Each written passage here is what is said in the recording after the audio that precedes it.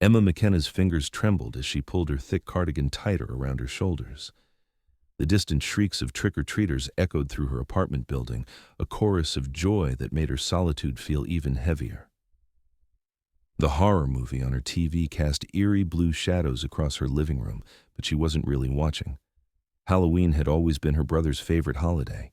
5 years since his death, the night still felt like an open wound.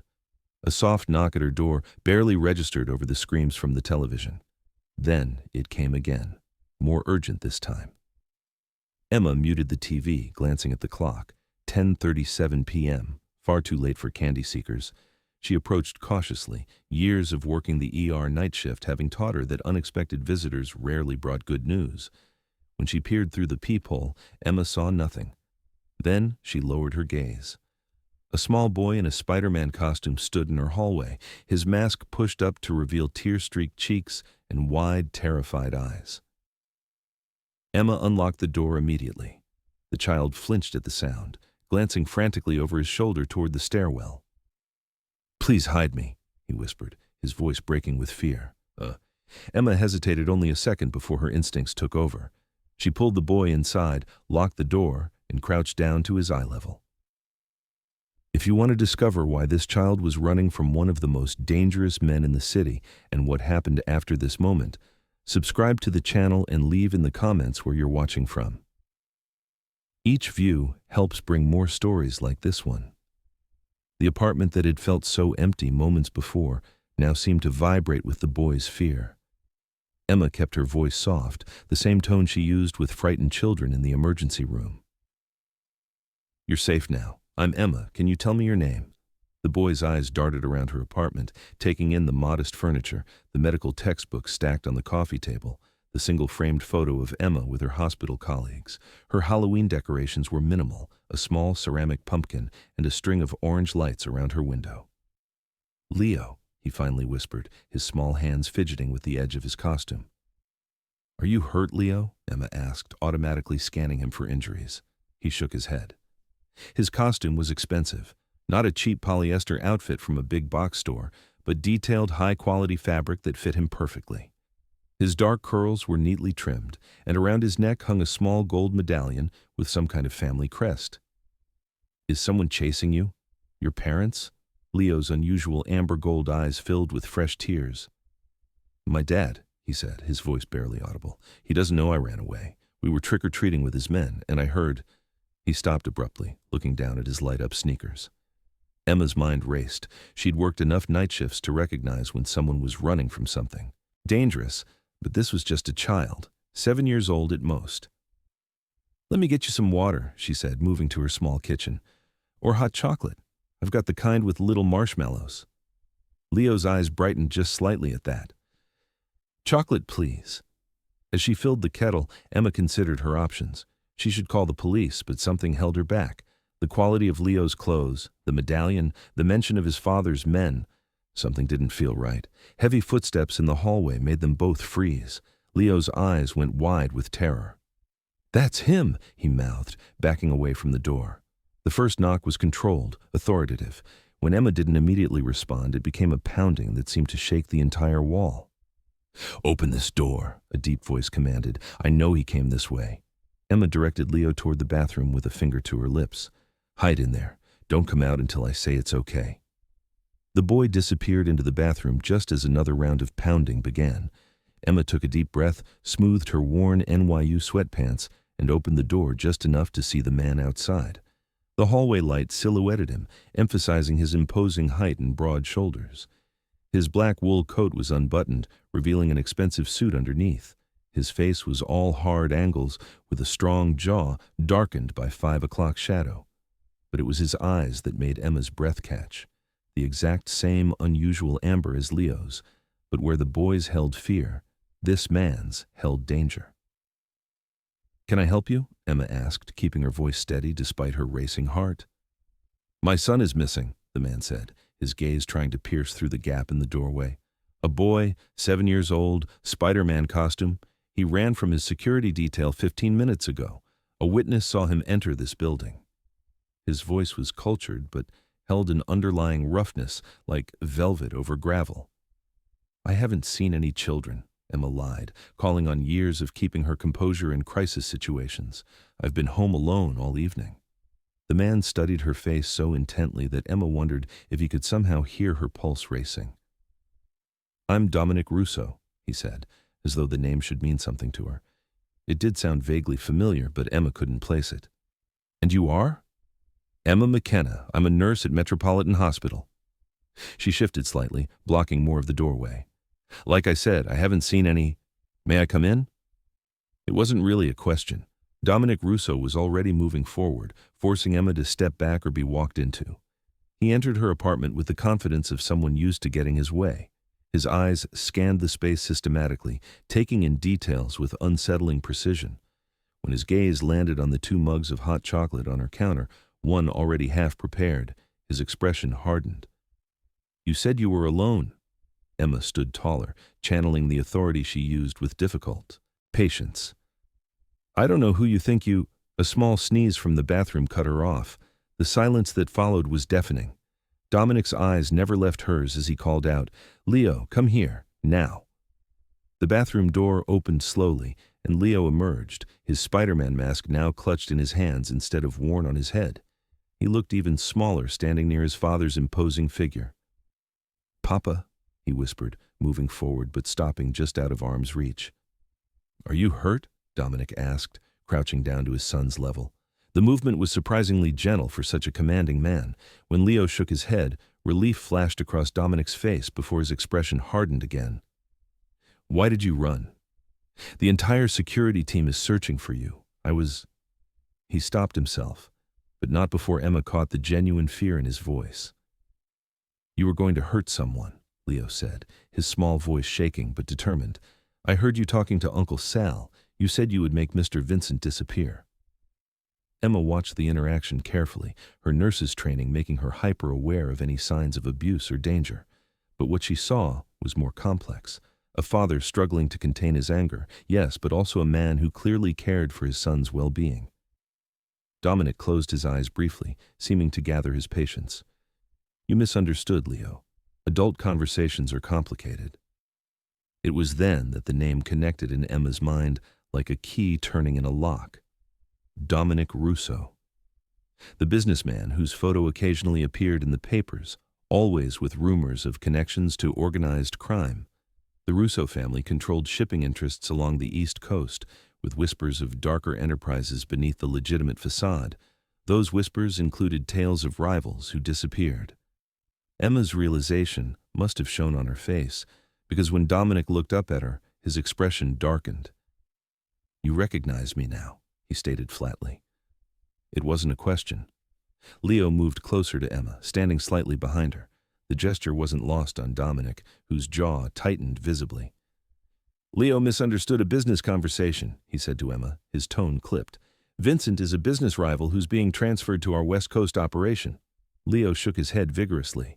You said, permanently disappeared. That's what you said when Mama's cousin tried to take me last year, and then he was gone. Emma's stomach tightened at the implication. She looked from the frightened boy to his father, weighing her options. She had no weapon, no way to defend herself or Leo if the situation turned dangerous, yet her instincts told her the immediate threat wasn't to the boy. When did your mother die, Leo? Emma asked softly, the question forming from fragments she was piecing together. The boy's eyes filled with tears again. Last Halloween, he whispered, a car accident. Dominic's expression flickered with something raw and painful before settling back into its controlled mask. It's not an appropriate topic for discussion, he said sharply, but Emma caught the grief in his voice. She crouched down to Leo's level again, speaking directly to him. You were scared because the words your dad used reminded you of something bad that happened before? Leo nodded, glancing nervously at his father. And today is the anniversary of your mom's death, so you're already feeling sad and afraid? Another nod, a tear slipping down his cheek. Emma looked up at Dominic, who was watching their interaction with an unreadable expression. Children process grief differently, she said, her professional training taking over. Anniversaries can trigger anxiety and fear, combined with overhearing what sounded like a threat. She let the implication hang in the air. Dominic's posture changed subtly, some of the intimidating energy dissipating. He knelt down next to Emma, now at eye level with his son. "Leo, I promised you after Mama died that I would always keep you safe," he said, his voice gentler than Emma had heard it. "That means sometimes I have to deal with bad people. But I would never." He stopped, seeming to reconsider his words with a glance at Emma. "I'm trying to make things better, safer for us. Do you understand?" Leo hesitated, then gave a small nod. The moment was interrupted by the unmistakable sound of heavy footsteps in the hallway, multiple people moving quickly.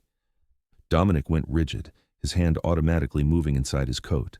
He pulled out a phone, speaking rapidly in Italian while moving to the window to glance outside. Emma watched in stunned silence as his entire demeanor transformed into something harder, colder. "We need to leave, now," he said, ending the call and turning to Emma. "Both of you," he added when she didn't move. "I'm not going anywhere," Emma protested. "This is my home and—" "The men coming up those stairs aren't here for autographs, Ms. McKenna," Dominic cut her off. "They're rivals who've been tracking Leo and me all evening, waiting for an opportunity. They'll kill anyone who gets in their way." His words were delivered with such matter-of-fact certainty that Emma felt ice spread through her veins. "They're here because of you," she said, the realization dawning on her. "You brought this danger to my door.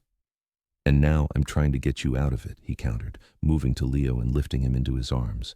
"You can come with us and live or stay and hope they believe you know nothing. Your choice." The sound of angry voices in the hallway made the decision for her. Emma grabbed her purse, phone, and keys, moving toward her bedroom. "There's a fire escape through here," she said, already pulling up the window. "I use it when the elevator breaks down." Dominic nodded approvingly, following her with Leo. He had just helped his son through the window when Emma's front door splintered open with a deafening crack. Dominic pushed her toward the window, positioning himself between her and the bedroom door. He drew a gun from inside his coat, the weapon looking like a natural extension of his hand. "Go," he ordered quietly. "Down to the alley. My car's parked on the next block. Black Escalade. Leo knows which one." Emma didn't hesitate this time, climbing out onto the cold metal landing. Rain had started to fall, making the fire escape slick and treacherous. Leo was already moving down toward the alley, his Spider-Man costume dark with rain. Emma followed, her heart pounding in her ears. Behind her she heard shouted commands in her apartment, followed by the unmistakable sound of gunfire. She froze momentarily, then forced herself to keep moving. Leo had reached the alley and stood looking up at her with terror in his eyes. As Emma reached the bottom of the ladder, Dominic appeared at her bedroom window, backing out while firing 2 more shots into her apartment. He descended with surprising agility for a man his size, jumping the last few feet to land beside them. "This way," he said, taking Leo's hand and placing his other hand at the small of Emma's back, guiding them toward the street. They moved quickly through the rain-slicked alley, Emma's mind struggling to process how completely her quiet evening had imploded. They were halfway to the street when 2 men appeared at the alley entrance, silhouettes against the streetlights. Dominic pushed Emma and Leo behind a dumpster, raising his gun. "Stay down," he ordered, his voice deadly calm. Emma pulled Leo against her, covering his eyes as the sound of more gunfire erupted in the confined space of the alley. The boy trembled against her, his breath coming in terrified gasps. "It's okay," she whispered, the nurse in her taking over automatically. "Deep breaths with me. In through your nose, out through your mouth." She demonstrated, and after a moment Leo tried to copy her. The gunfire stopped as suddenly as it had begun. Dominic appeared beside them, a thin line of blood trickling from a cut on his cheekbone.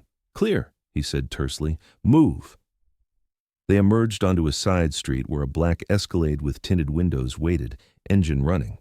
A man in a dark suit stood beside it, opening the rear door as they approached.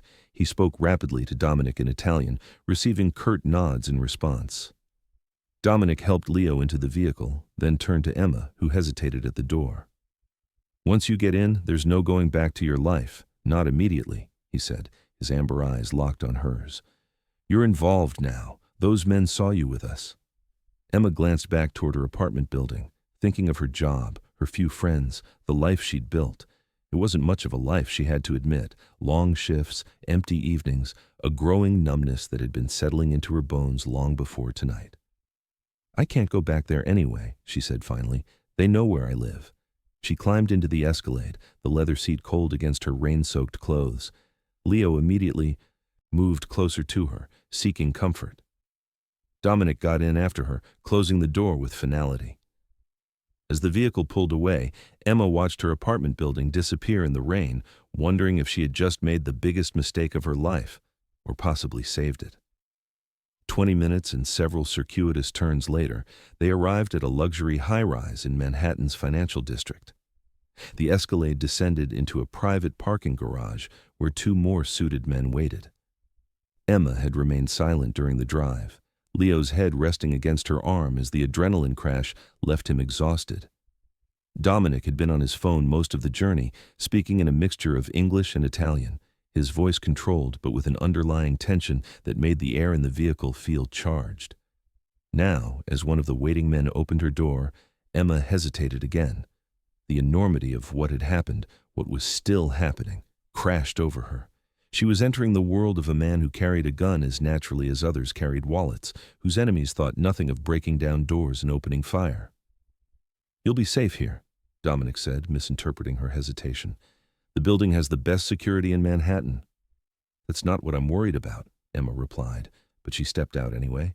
Leo refused to release her hand as they entered a private elevator that required both a key card and a fingerprint scan. The doors opened directly into a penthouse that took Emma's breath away despite her circumstances. Floor-to-ceiling windows showcased the glittering city below, the rain creating halos around the lights. Everything was modern, expensive, and impeccably tasteful, but also sterile, lacking the warmth of a real home. The art on the walls looked like investment pieces rather than choices made from personal preference. Two women appeared as they entered, both with the efficient manner of staff rather than family. "Prepare the blue guest room for Ms. McKenna," Dominic instructed one of them, "and find her some dry clothes." To the other, "Leo needs a hot bath and then bed." Leo's grip on Emma's hand tightened. "I want Emma to take me," he said, a note of defiance in his small voice. Dominic looked like he might object, then something in his son's expression made him reconsider. "If Ms. McKenna is willing," he conceded. Emma nodded, recognizing that Leo needed stability amid the chaos of the night. "I'll help him," she said. "But then we need to talk," she added to Dominic, surprising herself with her boldness. One of his eyebrows raised slightly, but he nodded. "I'll be in my office when you're done." The blue room turned out to be larger than Emma's entire apartment, with a private bathroom featuring a shower big enough for 4 people. After getting Leo bathed and into Spider-Man pajamas that matched his costume, Emma tucked him into his bed. His room was expensively furnished, but had the personal touches the rest of the penthouse lacked: framed photos, toys, drawings taped to the walls. "Will you stay until I fall asleep?" Leo asked, his eyes already heavy with exhaustion. "Of course," Emma said, sitting on the edge of his bed. "Your dad and I need to talk after, but I'll stay right here until you're asleep." Leo's small hand found hers again. "He's not as scary as he seems," the boy whispered, as though sharing an important secret. "He only looks like that because he's sad about Mama. He doesn't laugh anymore." Emma's heart twisted at the simple observation. "It's hard to lose someone you love," she said softly. "My brother died when I was in college. That's why I became a nurse. I wanted to help people, to prevent others from feeling that kind of loss." "Did you stop laughing too?" Leo asked, his eyes serious despite his drowsiness. "For a while," Emma admitted, "but it gets easier, slowly. The hurt doesn't go away, but you learn to carry it better." Leo seemed to consider this as his eyelids grew heavier. "I think Papa needs help carrying his hurt," he murmured, the words slurring as sleep began to claim him. "It's too heavy for him alone." Within minutes, he was asleep, his hand still holding Emma's. She gently disengaged and pulled the covers higher around his shoulders, then made her way back to the main living area. One of the staff directed her to Dominic's office, where she found him standing by the window, a tumbler of amber liquid in his hand that matched his eyes. He'd removed his coat and suit jacket and rolled up the sleeves of his white shirt to reveal muscular forearms. The cut on his cheek had been cleaned but not bandaged. "Is he asleep?" Dominic asked without turning. "Yes," Emma replied, remaining by the door. "He's exhausted, physically and emotionally." Now Dominic turned to face her, studying her with that same unsettling intensity. Emma had changed into clothes provided by the staff, designer jeans and a cashmere sweater that probably cost more than a week's salary. Her hair was still damp, pulled back in a messy knot. "You have questions," he stated. "I'm sure I won't answer all of them." "Are you really going to make someone disappear?" Emma asked, deciding to start with what had frightened Leo in the first place. Dominic's expression didn't change. "Vincent Caruso has been selling information about my legitimate businesses to federal investigators and details about my security protocols to rival families," he said evenly. "He's being transferred to oversee our warehouse in Seattle, where he'll have no access to sensitive information. His disappearance is from the New York social scene, not from existence." Emma wasn't sure she believed him, but she nodded anyway. "Those men tonight? They would have killed us? All of us?" "Yes," Dominic replied without hesitation. "They've been trying to get to Leo for months. A child is leverage." The casual way he confirmed her worst fears sent a chill down Emma's spine. "You know I have to go to the police," she said, although even as the words left her mouth, she wondered if that was true. Dominic took a sip of his drink, watching her over the rim of the glass. "Of course. And you'll tell them what? That you harbored the runaway child of a man rumored to have criminal connections, that unknown assailants then broke into your apartment, that you willingly left with me afterward?" He set his glass down on a nearby desk. "The moment you step into a police station, those same men will know exactly where to find you. Do you think badges and guns scared them tonight?" Emma folded her arms across her chest, trying to organize her thoughts. "So I'm just supposed to stay here? For how long? I have a job, a life." "A job where you're overworked and underappreciated," Dominic countered. "A studio apartment with mismatched furniture and a persistent mold problem in the bathroom. Shifts that leave you too exhausted to maintain friendships. A life that was slowly draining you before you ever met us." His accuracy was unnerving. "You've been checking up on me already," Emma realized, "in the car, while you were on the phone." Dominic didn't deny it. "I make it my business to know who's around my son." He moved closer, stopping a respectful distance away. "Leo trusts you. He connected with you instantly, something I haven't seen since his mother died. He needs that right now." "I'm not for sale," Emma said sharply, guessing where the conversation was heading. Something like amusement flickered in Dominic's eyes. "Everyone has a price, Ms. McKenna. Yours isn't money, it's purpose, meaning." He picked up his glass again, swirling the liquid. "I'm offering you a position as Leo's caretaker, his nanny if you prefer that term, though your medical training makes you more valuable than that. You'll have your own suite here, a salary that quadruples what Metropolitan pays you, and my personal guarantee of safety." Emma stared at him, momentarily speechless. "You're offering me a job?" "I'm offering you protection," he corrected. "The job is the mechanism. Those men saw your face tonight. They'll assume you're already connected to me. Staying here is the safest option for you, and having you here would benefit Leo tremendously." Emma wanted to refuse on principle, to assert her independence, but the practicality of the situation was undeniable. Her apartment was compromised, her safety was at risk, and Leo's small, trusting hand in hers was still fresh in her memory. "3 conditions," she said finally. Dominic's eyebrows raised slightly, but he gestured for her to continue. "First, I need to formally request a leave of absence from the hospital. I won't just disappear on them." "Acceptable, though the communication will need to be carefully handled." "Second, I want the truth about your business dealings, not details," she added quickly when his expression hardened. "Just enough to know what risks we're facing. I can't protect Leo if I'm in the dark." Dominic was silent for a long moment. "Limited information on a need-to-know basis," he finally conceded. "And third?" "Third," Emma took a deep breath, "I'm not your employee in the way your other staff are. I won't be ordered around or expected to be invisible. My priority is Leo's well-being, physical and emotional. If that ever conflicts with your instructions, his needs come first." This condition seemed to surprise Dominic more than the others. He studied her with renewed interest, as though seeing past her wet hair and borrowed clothes to something underneath. "You're either very brave or very foolish, Ms. McKenna," he said finally. "Or perhaps both." He extended his hand. We have an agreement. Emma hesitated only briefly before shaking his hand. His palm was warm and calloused, not the soft hand of a man who only gave orders, but one who sometimes did the work himself. Emma, she said, if I'm going to be living here, looking after your son, you should call me Emma. Emma, he repeated, still holding her hand.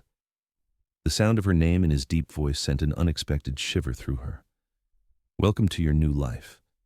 As she withdrew her hand and turned to leave, Emma couldn't help wondering if she'd just made a deal with the devil, or if she'd found her purpose in the most unlikely place imaginable. Act 3. Dangerous Attractions. Emma woke to sunlight streaming through windows much larger than any her apartment had contained.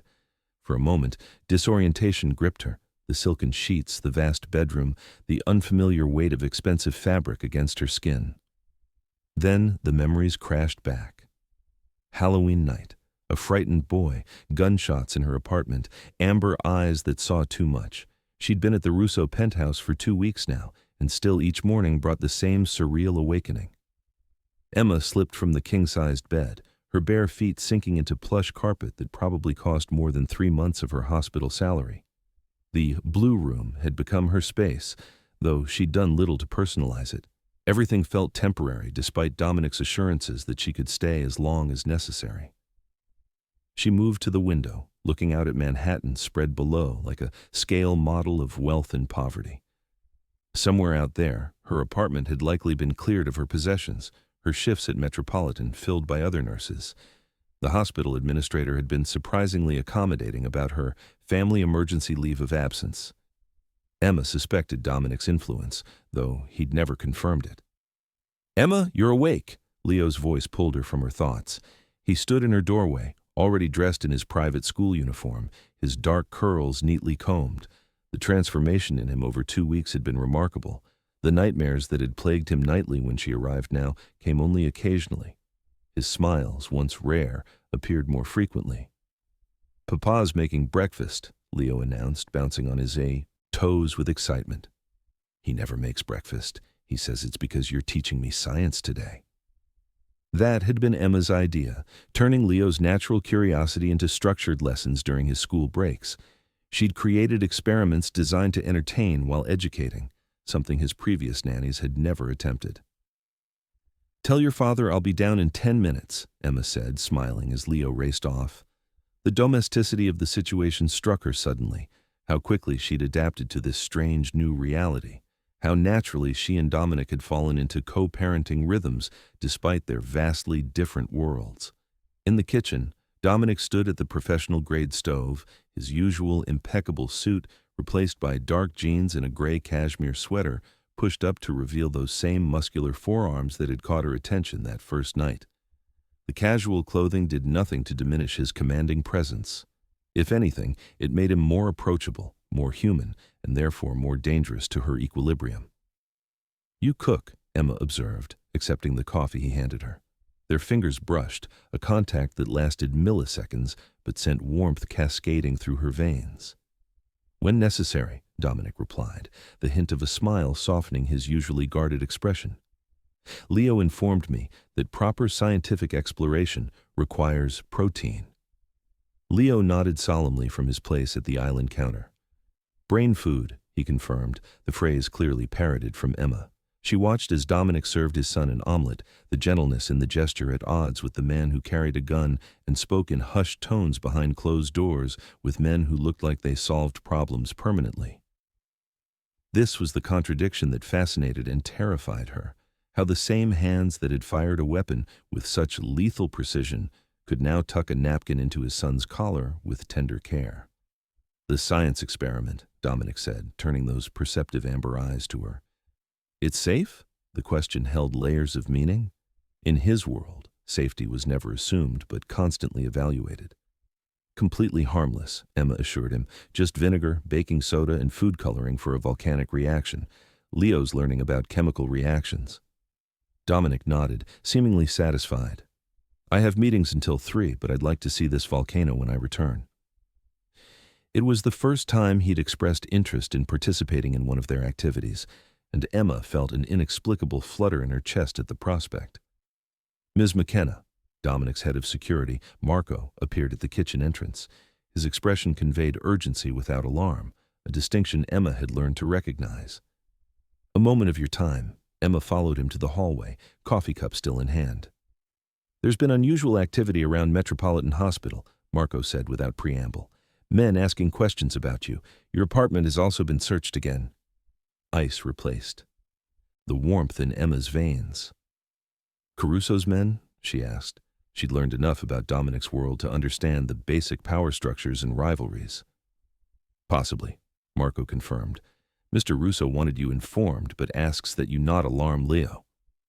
Emma nodded, glancing back toward the kitchen where Leo's childish laughter mingled with Dominic's deeper tones. 2 weeks ago, such news would have sent her running to the nearest police station. Now she simply calculated risks and adjusted her vigilance accordingly. She'd become part of this world faster than she'd imagined possible. Later that afternoon, with Leo's volcano experiment successfully completed and the boy engrossed in a book, Emma found herself alone with Dominic in his office.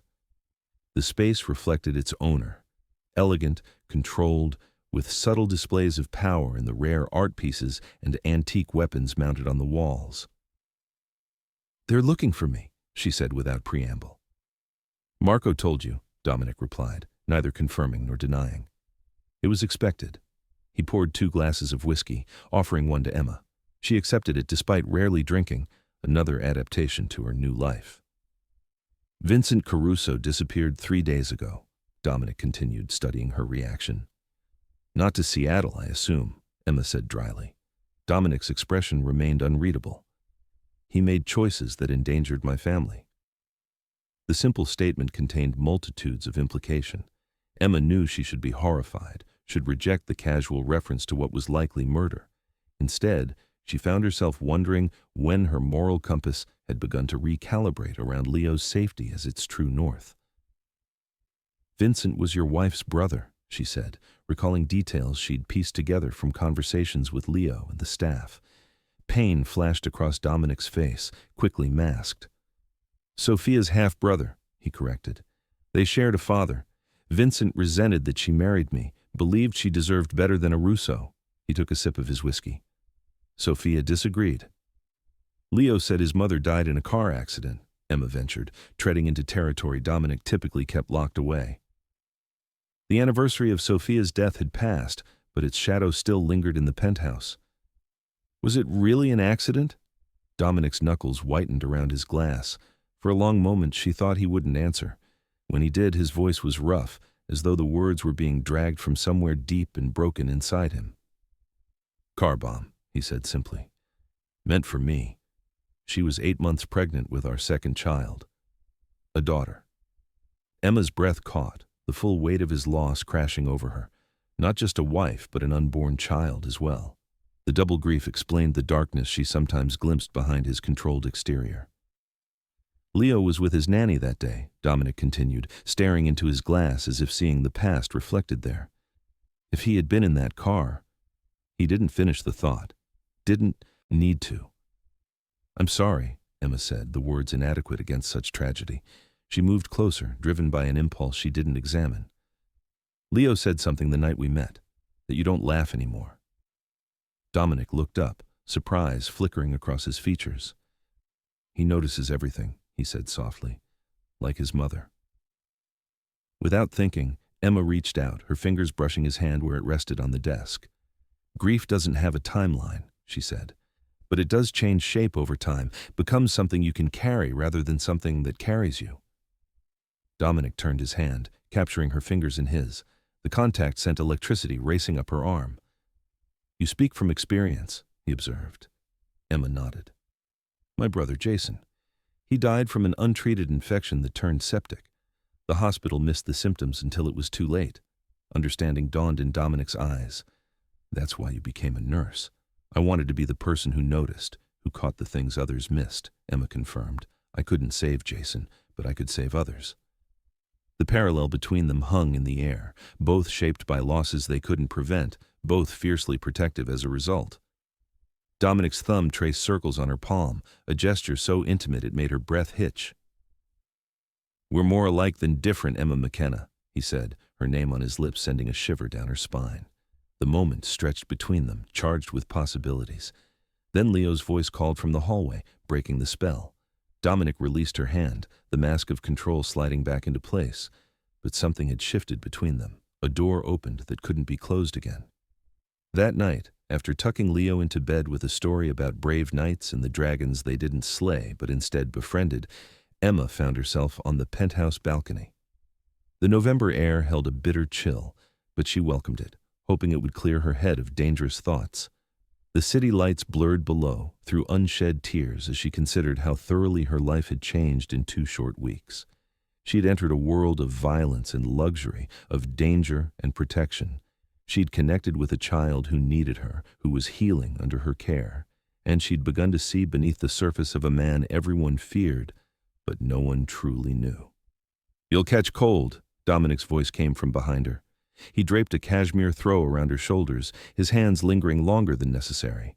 Emma didn't turn, afraid of what her expression might reveal. "I needed some air," she said, "to think." Dominic moved beside her, his profile etched against the city glow. "Regrets?" he asked, the question deceptively casual. Emma shook her head. "Confusion," she admitted, "about how quickly this all feels normal. About how I don't miss my old life as much as I should. About how I'm drawn to a man I should fear," she didn't add. But from the way Dominic's gaze intensified, he heard the unspoken words anyway. "The heart makes its own choices, often before the mind understands why," he said quietly. The statement hung between them, laden with meaning.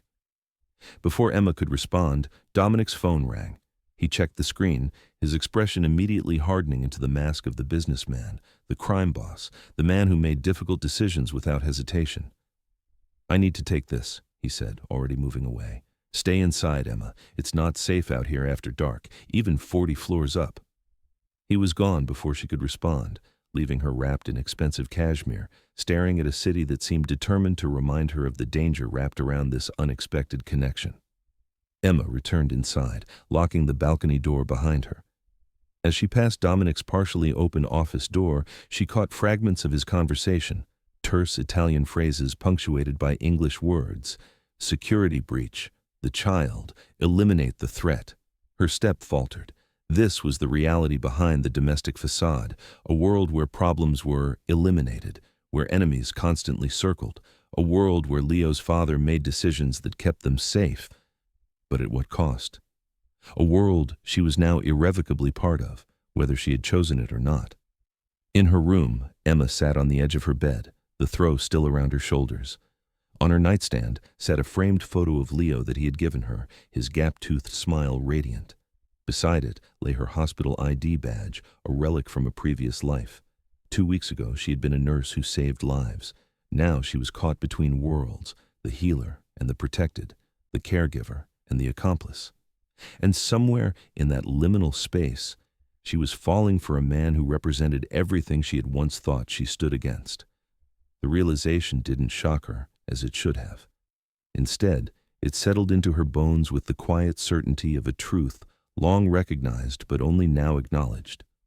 Emma McKenna was in love with Dominic Russo, and that love might be the most dangerous thing in her new and perilous world. Act 4. Confrontations and choices. The preparations for Leo's birthday had transformed the typically austere penthouse. Emma had convinced Dominic that an 8-year-old deserved more than the small, formal dinner he'd initially suggested. Now colorful streamers hung from the ceiling, a magnificent cake shaped like a volcano, Leo's choice, dominated the dining table, and carefully vetted guests, children from Leo's private school with their security-screened parents, filled the space with laughter. Emma watched from the kitchen as Leo showed off his science experiments to his friends, his face alight with joy. She'd never seen him so animated, so thoroughly childlike. It was worth every argument with Dominic about security protocols and appropriate celebrations. "He's happy," Dominic's voice came from beside her, so close his breath warmed her ear. Emma turned to find him watching his son, pride and something like wonder softening his features. He'd made an effort to be present for the entire party, postponing meetings and delegating tasks that would normally have consumed his attention. "You did this," he continued, his eyes moving to hers. "You've given him back his childhood." The simple observation contained layers of gratitude that made Emma's heart swell. Over the past month, their connection had deepened into something neither acknowledged directly, but both felt intensely. Small touches, lingering glances, late-night conversations that revealed more than either intended, a slow-building intimacy more powerful than any Emma had experienced before. "He just needed permission to be a child," she said, deflecting the praise.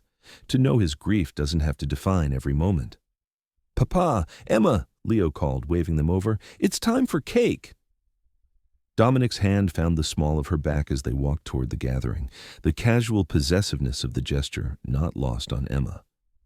Several of the parents exchanged knowing glances at the obvious connection between them. In their world, the rarefied air of Manhattan's elite, relationships were currency, gossip was trade, and the notorious Dominic Russo appearing domesticated was front-page news. Emma had learned to ignore the whispers, the speculative glances. She focused instead on Leo's radiant face as everyone sang "Happy Birthday." The moment was perfect, until Dominic's phone vibrated. She felt him tense beside her, saw the immediate shift in his expression as he checked the screen. "Take over," he murmured, already moving toward his office. "I'll be right back." But something in his tone, in the sudden rigidity of his shoulders, sent a chill through Emma's veins. She maintained her smile for Leo's sake, helping him cut the cake and distribute slices while keeping one eye on Dominic's closed office door. When he emerged 10 minutes later, his face had transformed into the mask she'd come to recognize, all traces of the father and almost lover, replaced by the businessman, the protector, the man capable of making the hardest choices. He moved directly to Marco, his head of security, and spoke rapidly in his ear. Marco nodded once, then began discreetly positioning his men around the perimeter of the room. Emma's heart rate doubled. She'd seen this choreography before, the subtle shifting of security personnel that indicated potential threat. Without drawing attention, she made her way to Dominic's side. "What is it?" she asked under her breath, maintaining her smile for the benefit of watching eyes. "Vincent's associates have been tracking our movements," Dominic replied, his voice neutral, though his eyes were scanning the room with predatory attention. "They know about the party. I need you to get Leo to the panic room, now." Fear clutched at Emma's throat, but her emergency training took over. "How much time? Minutes? Maybe less?" Dominic's gaze finally met hers, and in that brief connection, she saw something she'd never witnessed before: genuine fear. "Emma," he said, her name both plea and command. "Keep him safe." She nodded once, already calculating the most natural way to extract Leo without alarming the other children. She moved to where Leo was demonstrating his new chemistry set to two friends. "Birthday boy," she said brightly. "Your special surprise is ready in the other room. Want to see it before everyone else?" Leo's eyes lit up, though Emma caught the flicker of concern. He was perceptive enough to sense the underlying tension. "Can Jackson and Mia come too?" he asked. Emma maintained her smile with effort. "This one's just for you, buddy. Don't worry, they'll get their own surprises to take home." She guided Leo from the room, feeling Dominic's eyes following them until they disappeared down the hallway. "Something's wrong," Leo said the moment they were alone. "Is it the bad men again?" Emma knelt to his level, abandoning pretense. This child had seen too much to be protected by lies. "Your father needs us to go to the safe room for a little while," she said gently. "Just as a precaution. The party guests will be sent home, and everything will be fine." Leo's small hand slipped into hers, trusting despite his fear. "The safe room where Mama used to take me when Papa had business meetings?" Emma nodded, letting him lead the way to the hidden panel in the library that concealed the entrance to the panic room. Inside, the space was surprisingly comfortable. A small sitting area, bunk beds, a bathroom, and a bank of monitors showing security feeds from throughout the penthouse. Emma watched as security personnel efficiently evacuated the birthday guests, their parents too accustomed to the vagaries of high society to question the sudden end to the celebration. On another screen, she could see Dominic in the main living area, now empty save for his core security team. His face was set in hard lines as Marco briefed him on something, gesturing toward the security monitors. "Emma." Leo's voice pulled her attention away from the screens. "I'm scared." She sat beside him on the small sofa, pulling him close. "I know, buddy, but your dad has everything under control. This room is the safest place in the whole building." Leo looked up at her, those amber eyes so like his father's, filled with a wisdom beyond his years. But who keeps Papa safe? The simple question struck Emma to her core. Who indeed protected the protector, the man who carried everyone else's safety like a physical weight? Before she could formulate an answer, the security feeds flickered, then went dark. "That's not supposed to happen," Leo whispered, his body tensing against hers. Emma moved to the control panel, trying to restore the connection. Nothing responded. The backup generator should have kicked in immediately, but the screens remained black. "Leo," she said, working to keep her voice steady, "does your medallion still have the emergency contact inside?" Leo nodded, pulling the gold pendant from beneath his birthday shirt. He twisted it open to reveal a tiny slip of paper with a phone number. Emma pulled out her cell phone. No signal. The panic room had its own secure line, however, which still appeared to be functioning. She dialed the number with trembling fingers. A man answered on the second ring. "Identification," he demanded without preamble. "This is Emma McKenna with Leo Russo," she replied, uncertain what protocols applied. "We're in the panic room at the penthouse. Security systems are down." There was a pause, then, "Keep the boy secure. Assistance is already en route." The line went dead before she could ask more questions. 20 minutes passed in tense silence, broken only by Emma's attempts to distract Leo with stories and simple games. When the panic room door finally opened, she pushed Leo behind her, prepared to defend him with her life if necessary. Dominic stood in the doorway, blood staining his white shirt, a fresh cut across his jawline. "Papa!" Leo cried, running to his father. Dominic swept him up in a fierce embrace, his eyes meeting Emma's over his son's head. The relief in them was palpable, matched by something else, a vulnerability she'd never seen him display so openly. "You're hurt," Emma said, moving toward them, her nurse's training already assessing the visible injuries. "It's nothing," Dominic dismissed, though he didn't resist when she led him to the sofa to examine the cut. Leo watched anxiously as Emma cleaned the wound with supplies from the panic room's first aid kit. "The bad men?" he asked, his small voice trembling. Dominic pulled his son close again with one arm, allowing Emma to continue her ministrations with the other. "They're gone, Piccolo mio," he assured him. "They won't bother us again." The certainty in his tone told Emma more than words could about the fate of their attackers. She should have been horrified, should have questioned the violence implied in that simple statement. Instead, she felt only relief that this man, complicated, dangerous, and increasingly essential to her, was safe. That Leo still had his father. That the fragile family they were building remained intact.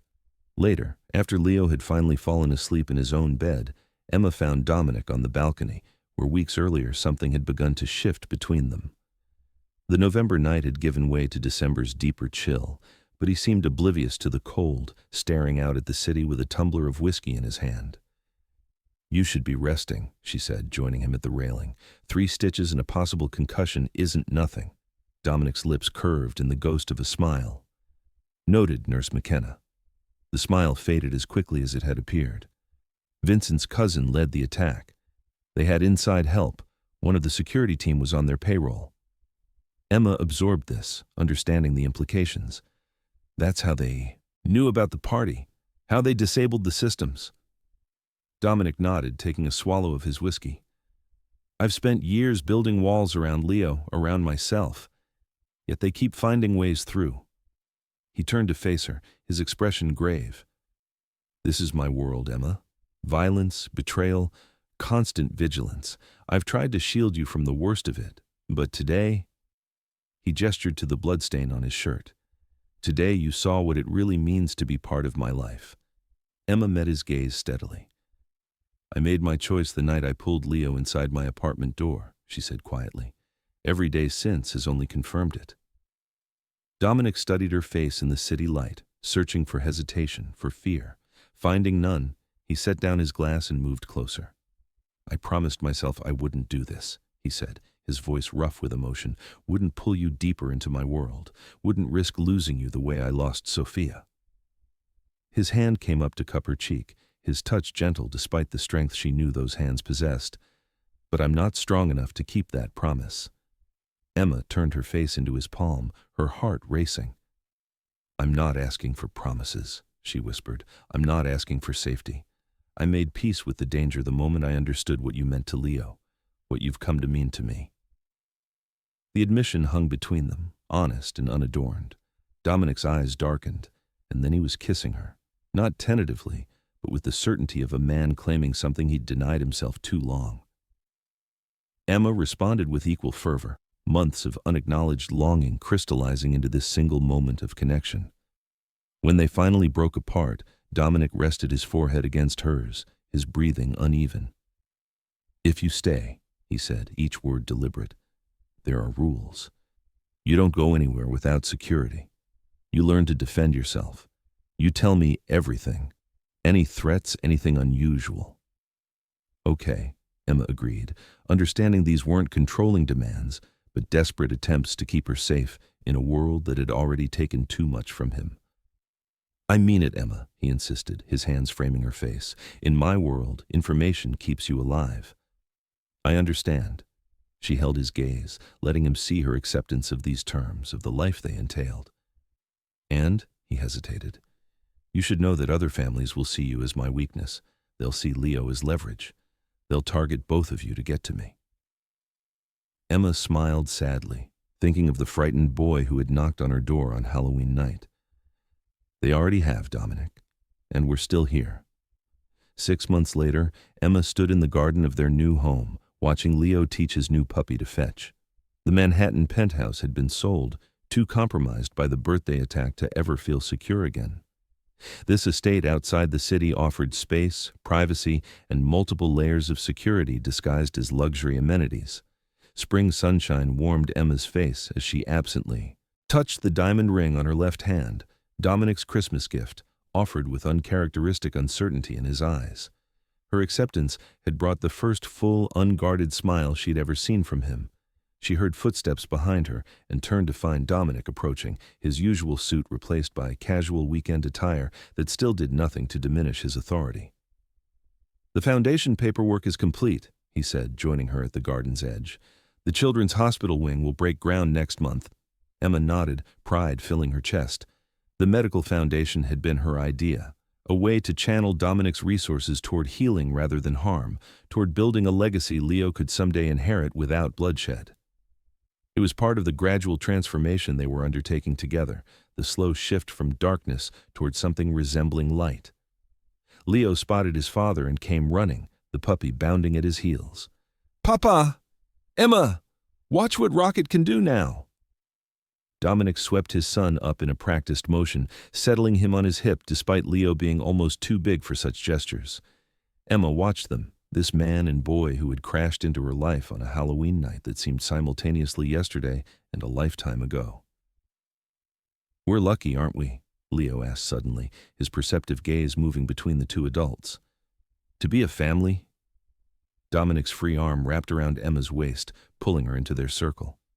Yes, piccolo mio, he agreed, pressing a kiss to Emma's temple. The luckiest. As Leo wiggled down to resume playing with his dog, Dominic kept Emma close against him. I never expected this, he murmured, to find peace in the middle of chaos, to find you. Emma turned in his arms, stretching up to brush her lips against his. Sometimes the most frightening knock on your door can lead to the greatest love, she said, recalling the trembling boy who had changed everything. Behind them, Leo's laughter rang out, full and uninhibited, the sound of a child who felt completely safe, despite knowing the dangers that existed beyond their walls. It was the sound of healing, of second chances, of a family forged in unexpected circumstances, but stronger for the trials they had weathered together. Emma had once thought her purpose was to save lives in the sterile halls of a hospital. Now she understood that sometimes saving a life meant something altogether different, meant building a home where love outweighed fear, where protection became not just survival, but the foundation for joy. This story has come to an end. If it touched your heart in any way, Leave your like and share with someone who also enjoys emotional stories. New stories coming soon. Until next time.